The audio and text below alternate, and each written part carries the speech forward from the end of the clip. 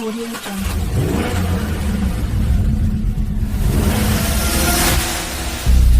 am the one for you. I'm the one. Yes, welcome on board with MugaluTheCarGuy. I'm going to be taking you through this Kluger Toyota. Well, how to fix the camshaft position sensor for this car. Well, it has been misbehaving, whereby a client of mine has been complaining that it can't give maximum power, and the car at times switches off when it's in traffic or when it's running at a certain speed. The engine cuts down, so that means that there is no maximum performance of this car.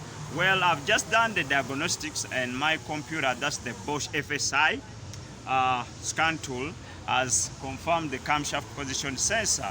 And now I'm going to be taking you through how to remove the camshaft position sensor so that we can really see what's happening on that sensor. And then we fix it back and you put the car on a test drive, then we'll be good to go.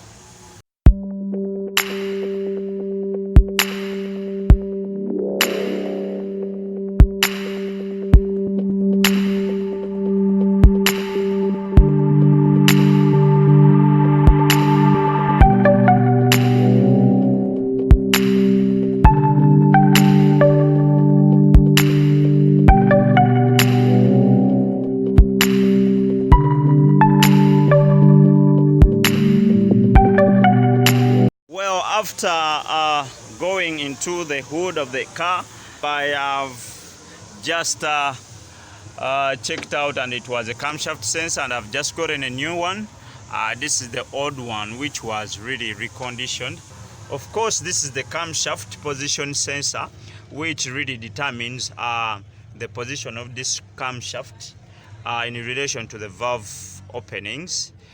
And indeed, it's the so-called VVTi sensors.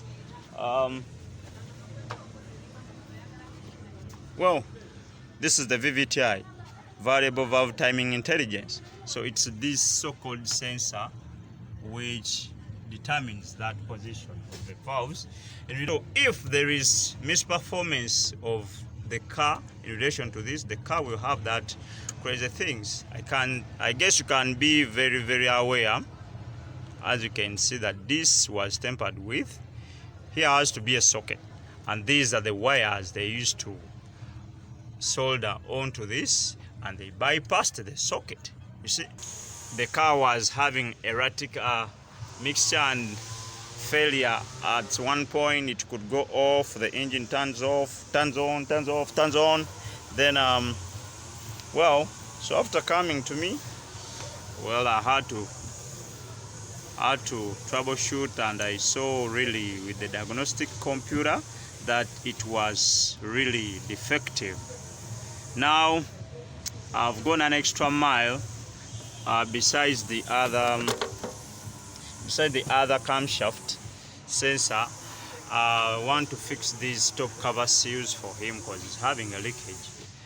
So this is the top cover of the cylinder head, and really you can see that the oil has not been very good.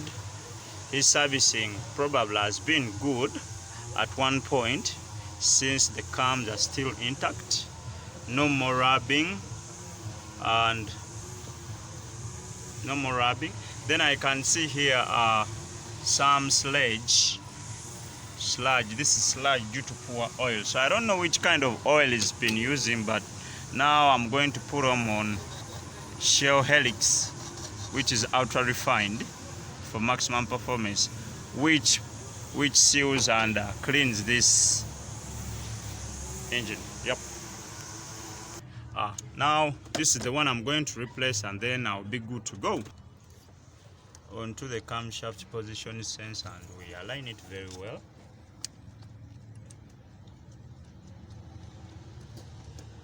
You know, it takes time, but don't worry, bear with me. Even though it's a long video, but I'm gonna get to the climax of it. Don't worry. MugaluTheCarGuy. Meanwhile, you can follow me on social media platforms. That's Facebook, Twitter, Instagram. Not forgetting this YouTube channel to subscribe to get maximum views and not to miss out on any updates about cars.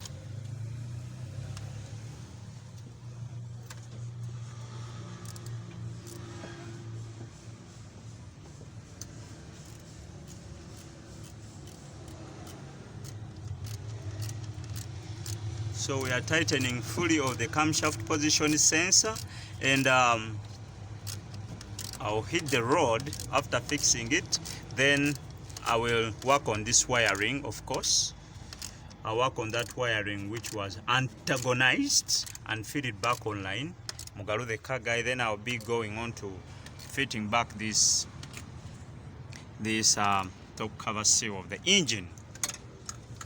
Now, after fitting back this camshaft position sensor, I'm going to proceed to unwrap all these wirings of this old make of previous mechanics, whom I really don't know where he learned his wiring from. But of course, it's good because he tried to solve the problem by maybe helping this client to get off the road, since the car might have stopped to run. So now let me antagonize this and I feed back the wiring. Then I'll be sealing these wires so that I can fix this socket onto the camshaft position sensor without any bypassing wires which are not factory original. Well, these are the wires which were connected. One is here, I've already removed. Then this one I'm antagonizing it. Of course, the battery has to be switched off as a safety precaution, and ignition has to be off. That's in the off position, so that we don't have short circuits within the systems. Now I've technically sealed and insulated this wiring, and I'm connecting onto the camshaft position sensor. Opened up this top cover, and now the top cover seals are now cracked, and really they are very brittle. You see, they just crack. So that means it's giving more power for the oil at the top covers and the camshafts. The pressure builds up here and it pours through these stiff seals. You know, I'm going to be getting the overhaul kit of these top cover seals. I'll fix them. But now let's go to the camshaft. Well, now I've gotten the new seal, which is here, very soft and sound. I've just fitted it back now, and this is the old seal for the overhaul kit. Sorry, for the overhaul kit of the top cover of the cylinder head. So it's very, very brittle. I guess you can see it breaks down. You see? So this is as a result of too much heat, poor oil being used in the engine, which doesn't cool and lubricate properly onto these seals. Remember, when the pressure is very much, these seals will really break, since heat has gotten through them and they are very brittle and stiff. So now, meanwhile, let me fix these seals. Okay, I fit them all well, and I'll be able to progress with sealing and cover this leakage, external leakage onto the top cover. Well, now they are fitting right, and now with this clean tissue I'm going to be cleaning this these side walls of the cylinder head top cover, and we be continuing with fixing it. Okay, now it's clean, free of oil, as you can see, and it's now here very intact. Yep. So what I'm going to do is to fit this camshaft position sensor also into its housing.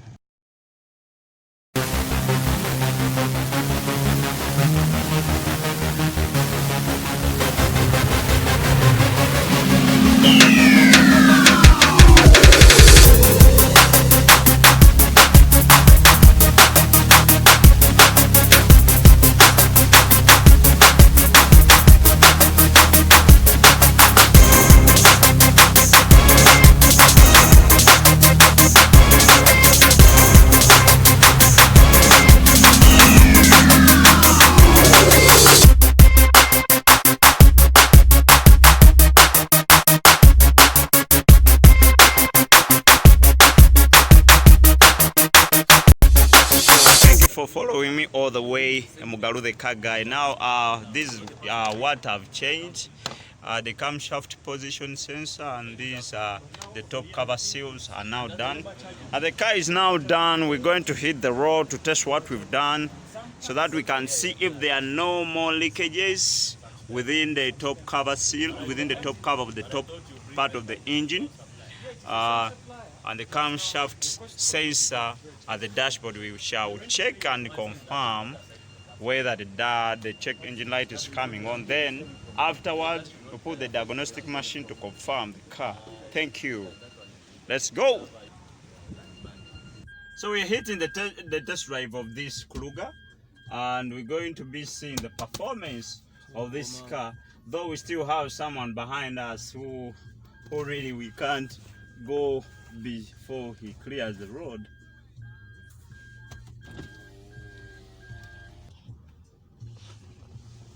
Let's hit the seat belt, of course, for safety.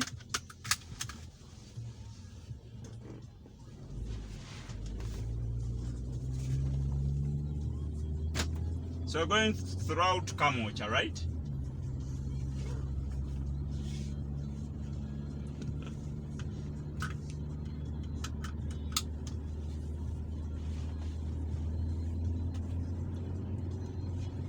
So I'm hitting 40 kilometers per hour.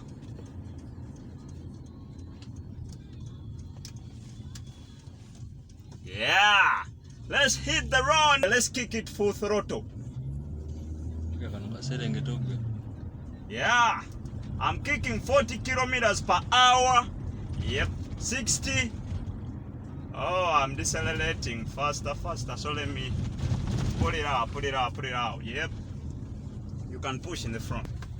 So we are testing for the whether that guy, the camshaft position sensor is on to trigger a check light, engine check light, but of course we're still okay. No any sign at the dashboard there so far. So anyway, man, it's pulling power, eh?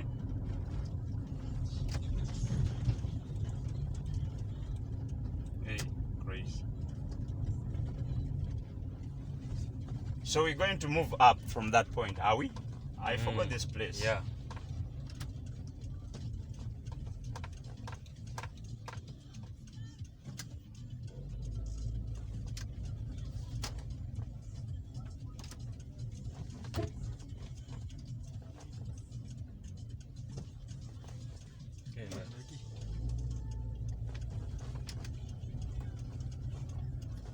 From here, eh?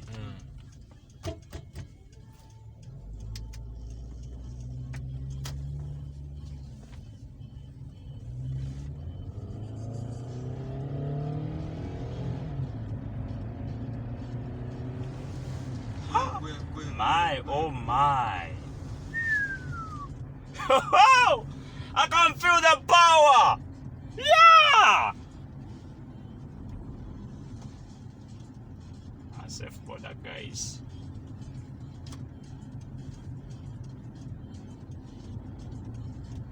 I hit more gas now. We've driven for over 1 kilometer and now we haven't gotten any problem, but of course we're going to go back. Then we put the computer so that we can scan it really cool and check if that check light, the engine check is on, and we check on the condition of the camshaft position sensor. Wow, traffic has caught me here. I have nothing to do. I have to bear for the traffic, you know.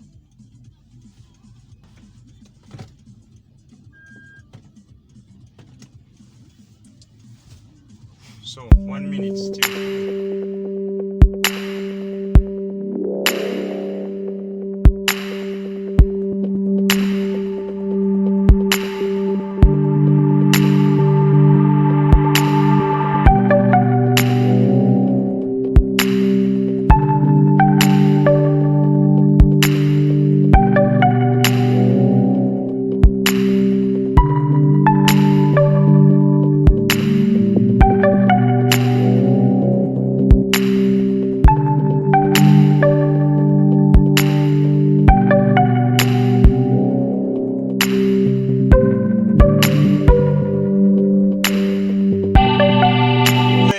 workshop and we've finished with the test drive.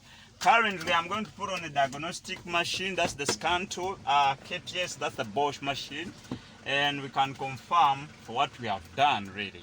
You know, you can follow me on YouTube every Saturday at 9 a.m. That's when I upload my video. And don't forget to subscribe on my channel. No engine check light, and the engine is revving, idling at 9,000 RPM. That's the idling speed. Of course, you can see it's very clear. No engine check light. We packed very well, and we're going to go for the scan tool. And well, this is the computer I've been referring to. It's powered by Bosch. That's the Bosch KTS 450, powered by Bosch at Shell Kira Road and Shell Machindi. So I'm going to go and I connect this wireless dongle or connector. Oh, sorry. Then I come to the machine. Then I do the diagnostics. So let me go onto the car. It's a wireless connection, as you can see. Okay. Okay. Yep. In fact, let me put it here for optimum performance. Then I connect the OBD connector located here. Okay. The male and the female, when they meet, you know what happens. We shall have positive feedback. Of course, I'm already there, connected. To check whether it's connected, of course, it has to be lighting with that. Those two lights. Connect from A to B. Yeah. So let me put it here, and I switch ignition on. Ignition on.